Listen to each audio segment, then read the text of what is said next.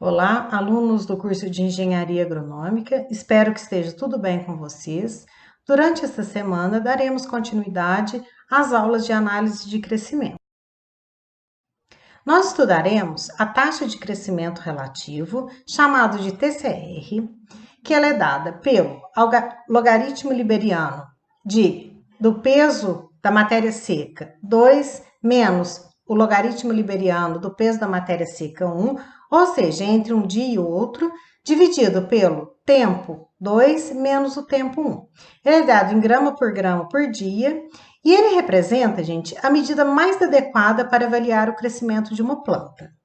Representa a quantidade em área, volume e peso de material vegetal produzido por uma determinada quantidade de material já existente, uma vez que nós comparamos o peso da data anterior com o peso recente. Durante um intervalo de tempo pré-fixado, que no caso do experimento que nós avaliamos foi de 5 dias, podendo ser calculado tanto por seus valores instantâneos como pelos valores médios. O TCR ele também pode ser calculado pela taxa assimilatória líquida vezes a razão de área foliar. A taxa de crescimento relativo ela é medida mais apropriada para avaliação de crescimento vegetal, representa a quantidade de material vegetal produzido por uma determinada quantidade de material já existente, uma vez que nós fazemos o comparativo, durante o intervalo de tempo que é pré-fixado. Estes parâmetros dependem simultaneamente da eficiência assimilatória de suas folhas e da folhagem, ou seja, do número de folhas por planta e do tamanho das folhas da própria planta. É lógico, gente, isso depende muito de espécie para espécie, né? Nós temos plantas que têm uma alta capacidade de folhamento, nós temos plantas que não, variam muito com a capacidade fotossintética de determinada espécie, para que nós possamos fazer a interpretação deste dado. Assim, a taxa de crescimento relativo, ela representa a variação ou incremento do crescimento entre duas amostragens sucessivas. Geralmente, quando nós trabalhamos com os parâmetros fisiológicos ou não lineares, nós fazemos várias avaliações. Neste caso, foram 13, né? No exemplo que nós estamos estudando.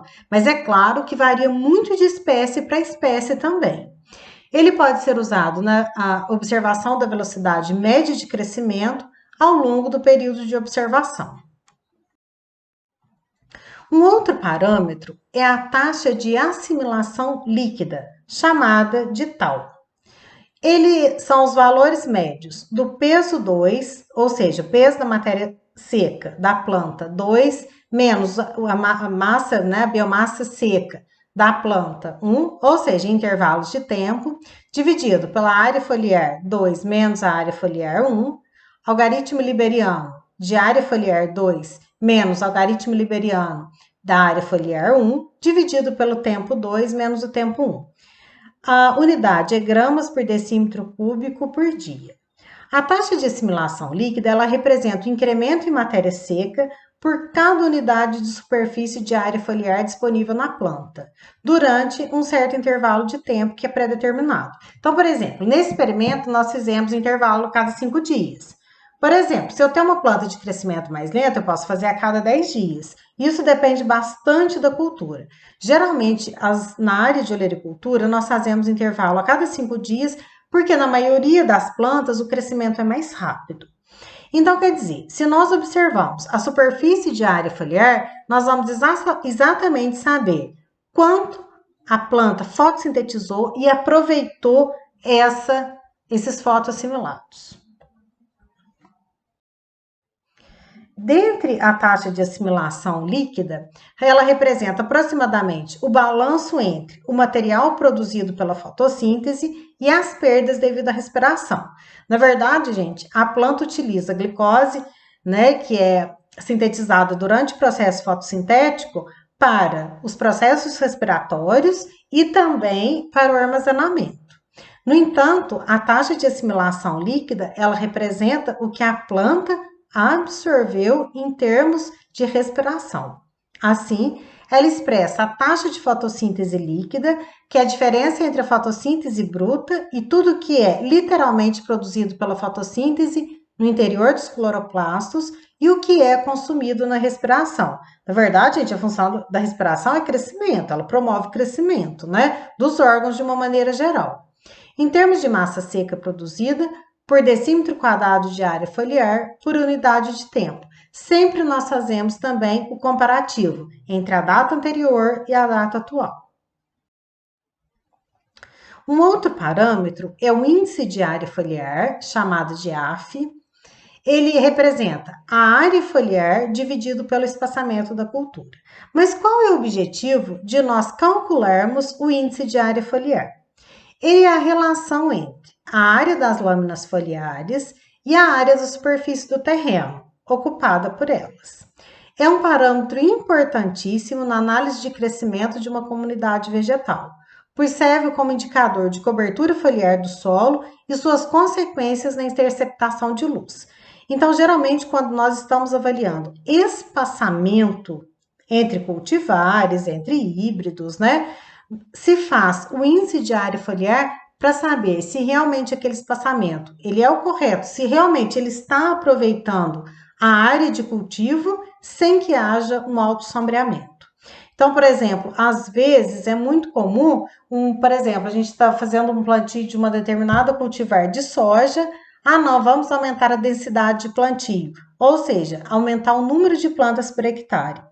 Às vezes, essa decisão pode promover um alto sombreamento da cultura, prejudicando a produção, com certeza, porque diminui a taxa fotossintética devido à menor absorção de luz. E é lógico que há competição por luminosidade, água e nutrientes. No entanto, se eu fizer ao contrário, se eu utilizar uma quantidade menor de plantas por hectare, eu posso estar deixando de produzir o que realmente aquela cultivar está geneticamente tem condições de produzir. O índice de área foliar ele é importante parâmetro biométrico para avaliar as respostas das plantas às diferentes condições ambientais. No entanto, a capacidade de energia luminosa e a produção de fitomassa, elas dependem da área foliar adequadamente no tempo e espaço, além da eficiência desta de produzir fotoassimilados, que é um dos principais objetivos que nós temos, né? Quando estamos avaliando qualquer tipo de cultura, é a resposta que ela tem em produzir fotoassimilados. O índice de área foliar ele é um importante parâmetro fisiológico, o qual caracteriza o crescimento da cultura, e este parâmetro varia de cultura para cultura, de local para local, e é baseado na estrutura da folha, estrutura do dossel e os fatores climáticos, independente da duração do ciclo da cultura. Por exemplo, nós temos plantas com ciclo de 90 dias, de 120 dias. Então, todos esses fatores têm que ser levados em consideração quando quando vai se obter o índice de área foliar. O outro parâmetro é a taxa de crescimento da cultura, chamada de TCC, né? Ela é dada pela taxa assimilatória líquida vezes o índice de área foliar. Ele é dado em gramas por decímetro cúbico por dia. A taxa de crescimento da cultura ela é o acúmulo da matéria seca com o tempo e é aproximadamente igual à fotossíntese da cobertura vegetal por unidade de solo e representa a capacidade de produção de fitomassa da cultura, isto é, sua produtividade primária. Então, nós conseguimos obter, com a taxa de crescimento da cultura, o que realmente ela vai produzir em termos de fitomassa.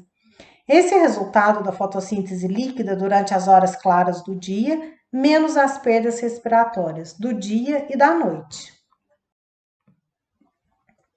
Bom, nós estudaremos também e faremos nessa semana os gráficos em relação aos fatores não lineares. Como nós podemos observar, a área foliar específica entre as plantas com nitrogênio e sem nitrogênio.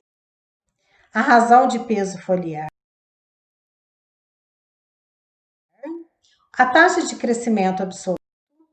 A taxa de crescimento relativo. A taxa de assimilação líquida.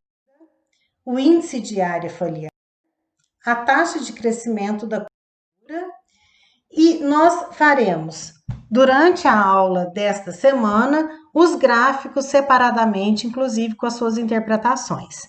Muito obrigada pela atenção de vocês e até a próxima aula.